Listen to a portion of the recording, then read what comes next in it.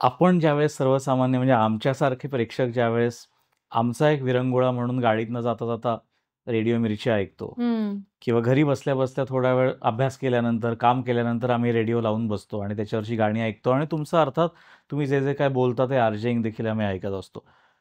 तुमचा विरंगुळा तुम्ही कशामध्ये शोधता? मी ती मुलगी आहे, की मला ना सगळं करायला आवडतं आणि मी पटकन बोर पण होते.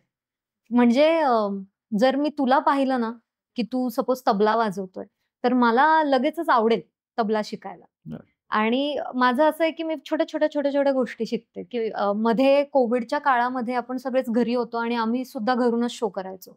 आणि तेव्हा मी कुठेतरी पाहिलं, की ते युकुलेले नावाचं एक छोटंसं इन्स्ट्रुमेंट आहे. आणि ते गिटार सारखंच असतं, पण गिटार माझ्या साइजला फार मोठी होते. म्हणून मग मी युकुलेले विकत घेतलं आणि मग ते थोडंसं शिकले. मग मध्येच कोणीतरी चांगलं गाताना दिसलं, तर मग मला गाणं शिकावंसं वाटतं. मग कोणीतरी डान्स करताना दिसलं, डान्स करावासा वाटतो.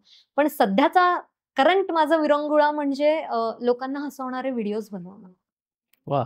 खूप छोटंसं, छानसं 1 मिनिटांचा व्हिडिओ बनवते मी आणि ज्याच्यामधनं हाहा हसू जरी नाही आलं, तरी सुद्धा अरे, खरंय हे माझ्याही आयुष्यात होतं. असं ते आपसूक तोंडून निघेल, असं काहीतरी मी बनवण्याचा पण म्हणजे प्रयत्न सोशल मीडियावरती ज्याला आपण एक इन्फ्लुएन्सर किंवा सोशल मीडिया यूट्यूबर म्हणून हल्ली जे काय नावारूपाला कंटेंट आलं क्रिएटर तशातला तू म्हणू कंटेंट शकते. क्रिएट करतेस. हो, कंटेंट क्रिएटर म्हणू शकते. त्याच्यातनं असे काही वेगळे अनुभव आलेत? मजेशीर, गमतीशीर? मी एक फुकटचा सल्ला नावाची सीरीज करते आणि ते नावासारखंच आहे, फुकटचा सल्ला. म्हणजे कुठलेही पैसे नाहीये आणि कोणी विचारत नाही तरी आपण सल्ले द्यायचे. आणि आपल्या आजूबाजूला असे खूप लोकं असतात, की पाहिल्यानंतर "तू हाच ड्रेस का घातला? मी तुला सांगते असं वागू नये.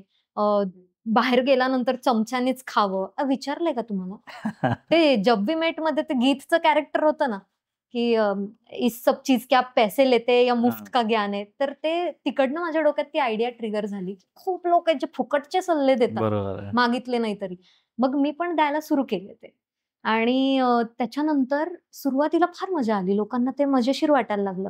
मग आजचा फुकटचा सल्ला शेजाऱ्यांसाठी, की जरा दुसऱ्यांच्या घरामध्ये लक्ष देण्यापेक्षा स्वतःच्या घरात स्वतःच्या काय घरात चाललंय ते लक्ष पण द्या. बघा.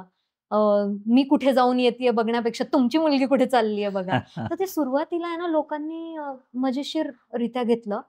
मग हळू-हळू आहे ना त्याचे टॉपिक थोडेसे अजून स्ट्राँग व्हायला लागले माझे.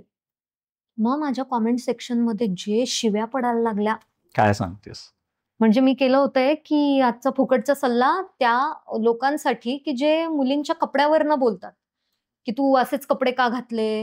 छोटेच कपडे का घातले?" आणि मग मी थोडं हार्ड हिटिंग टॉपिक आणि त्या व्हिडिओमध्ये मी स्वतः एक स्लीव्हलेस टॉप घालून बसलेले होते.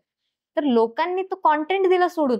माझ्या कपड्यांवरनं खाली इतकं ट्रोल झालं आणि मी वाचतीये आणि कसं होतं ना, की फक्त आपण नसतो सोशल मीडियावर.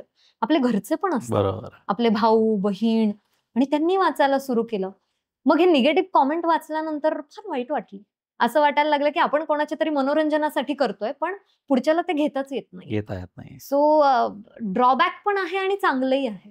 दोन्ही गोष्टी आहेत. दोन्ही सोशल गोष्टी. मीडिया हे बेसिकली मिश्रणच आहे. ज्याच्यामध्ये सगळं अनप्रेडिक्टेबल. तुम्हाला एक्झॅक्टली.